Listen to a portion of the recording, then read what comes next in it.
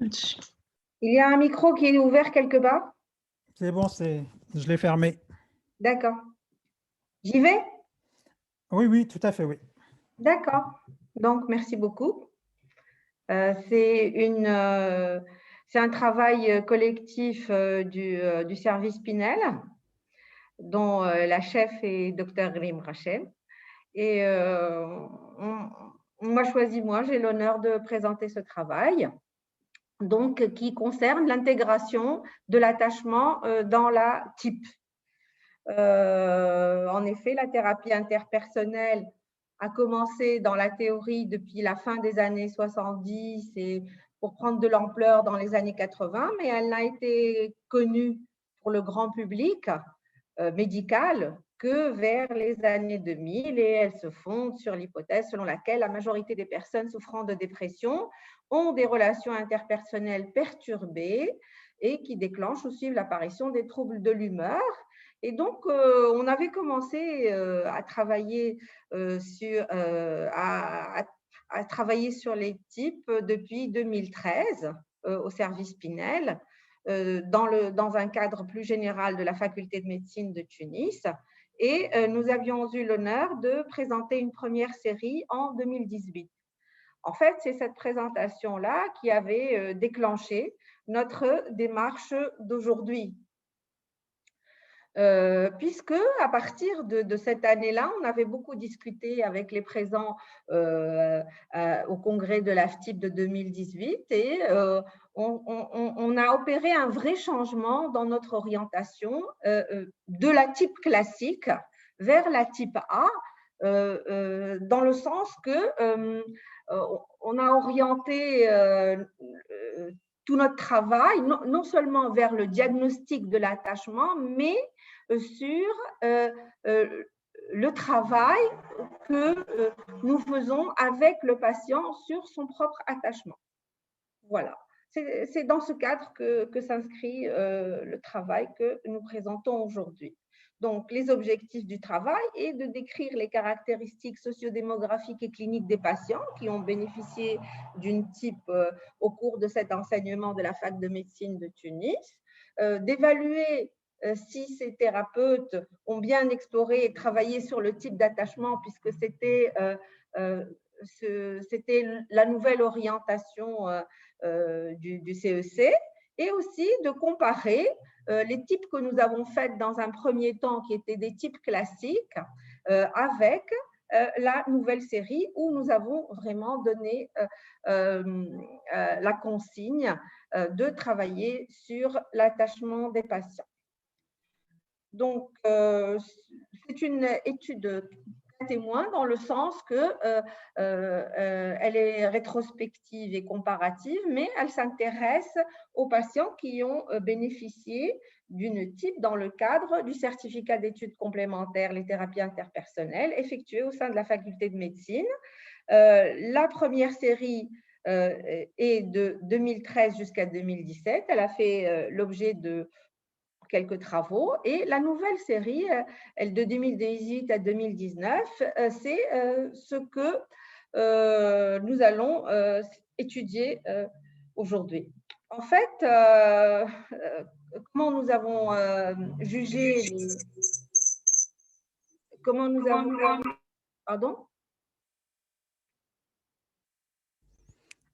Non, non, il y avait juste un micro qui arrivait, qui a... D'accord, ok, Je d'accord. l'ai arrêté. Nous avons jugé l'amélioration de la symptomatologie dépressive d'une façon clinique, bien sûr, et avec l'aide d'un score. Ce score est obtenu par le calcul de différence entre les chiffres de début et celui de la fin sur les échelles visuelles d'évaluation de l'humeur de 0 à 10, comme on l'utilise dans la type.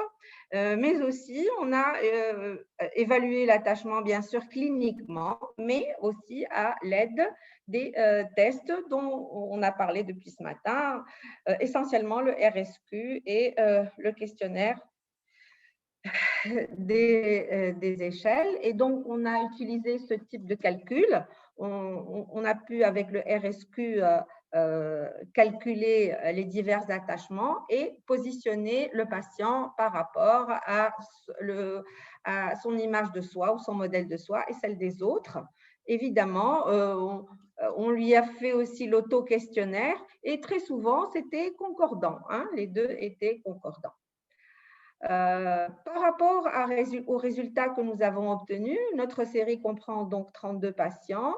L'âge moyen est de 36,7 ans. La plupart étaient des femmes et la moitié étaient mariées. La plupart avaient fait des études supérieures et la plupart aussi étaient d'un niveau socio-économique moyen. Donc, tous les patients étaient suivis pour une dépression d'intensité modérée à sévère. Et les résultats de l'étude d'attachement montrent que quand même les sécures constituent un quart de notre échantillon et que les ambivalents anxieux, 34%, les évitants 6% et les évitants 25%, pardon, et ceux qui n'ont pas été étudiés 6%. 6% de perdu de vue. Pourquoi? Donc, cette évaluation n'était pas concordante pour 3 patients, en fait. Pourquoi? Les thérapeutes ont eu des difficultés puisque quand ils faisaient les tests et qu'ils faisaient l'évaluation clinique, ils trouvaient que les tests n'étaient pas concordants avec leur intuition clinique par rapport à l'attachement de ces 3 patients. Et in fine, ils ont travaillé dessus un peu plus jusqu'à la fin et il se trouve que ces patients étaient du type insécure, désorganisé. Et donc, ça a permis d'induire en erreur au départ les thérapeutes. Les domaines problématiques sur lesquels nous avons travaillé, c'est le conflit interpersonnel en majorité, comme d'hab, la transition de rôle et le deuil pathologique à 16 et 12% des cas. Pour l'évolution, donc 6 patients de l'échantillon du départ ont arrêté la thérapie en cours de route. Sur ces 6 patients, comme par hasard, 5 avaient un attachement insécure. Mais le score moyen de tous ces patients par rapport à l'échelle d'amélioration de l'humeur était de 7,85, qui est excellent.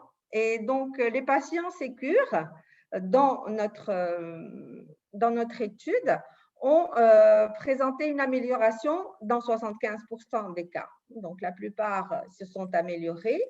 Alors que les non-sécures se sont améliorés à 54,2% des cas.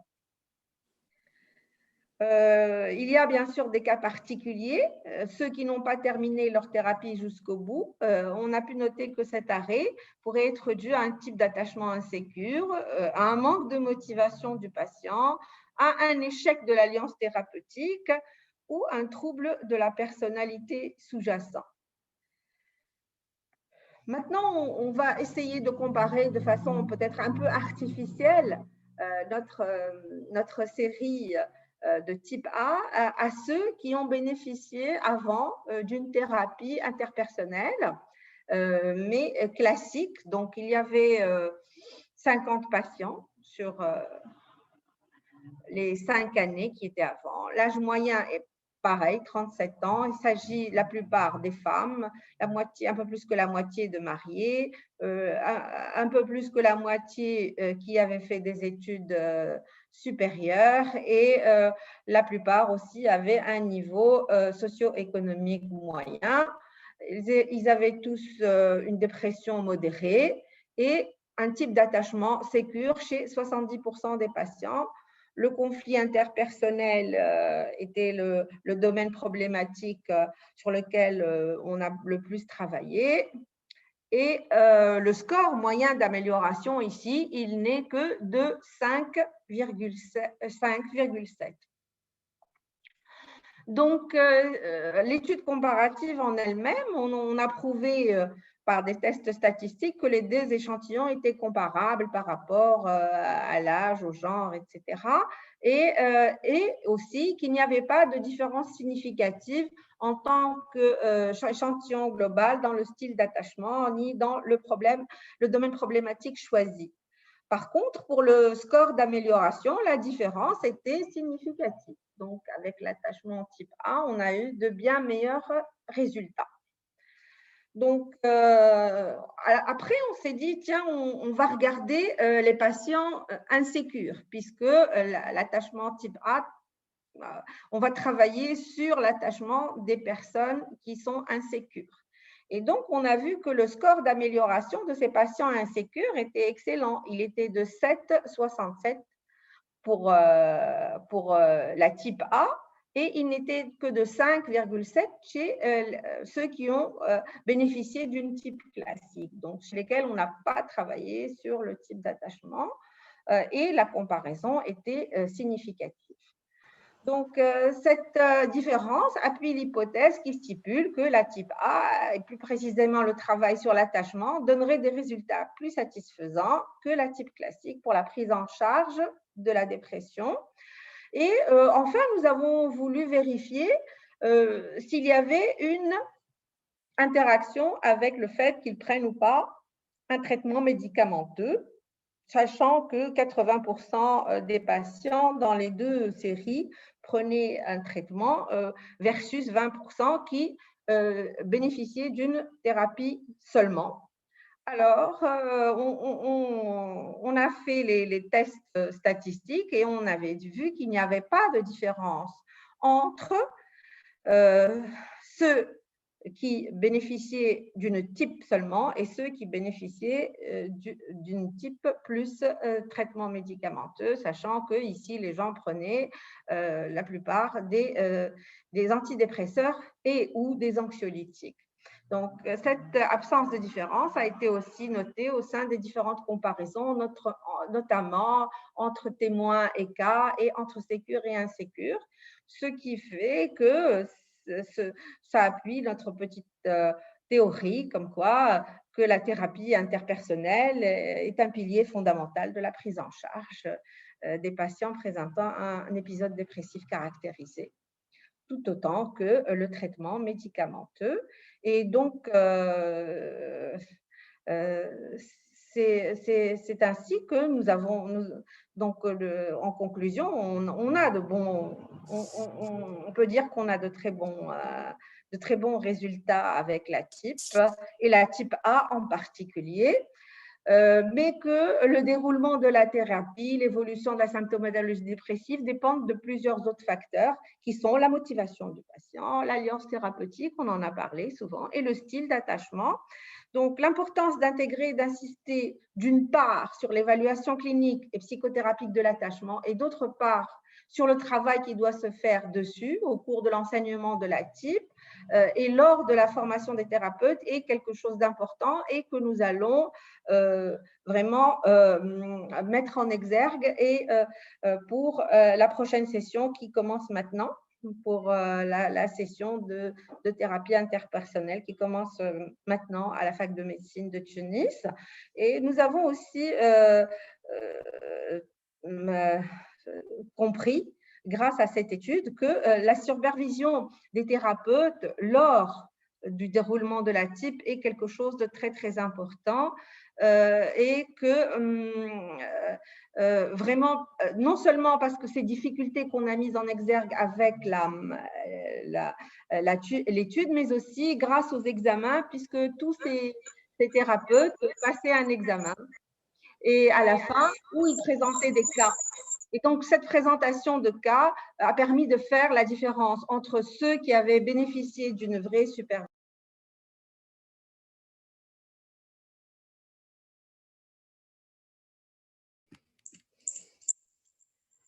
Mais j'espère que vous m'entendez.